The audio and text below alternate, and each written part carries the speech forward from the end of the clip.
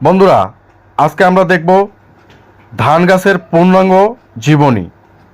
প্রথমে জমিকে চাষ করা হয়, সেটা মেশিনের সাহায্যে হোক, ট্রাক্টরের সাহায্যে অথবা গরুর সাহায্যে, গরুর হালের সাহায্যে বা পশুর সাহায্যে।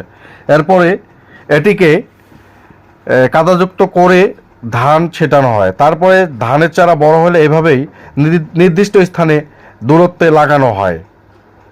সেটা ছোট হতে পারে, বড় হতে পারে। দেখেন, এখানে সবগুলোই দেখানো হয়েছে, ছোট্ট চারা থেকে শুরু করে বড় চারাও এখানে দেখানো হয়েছে। এই চারাটা অনেক বড়।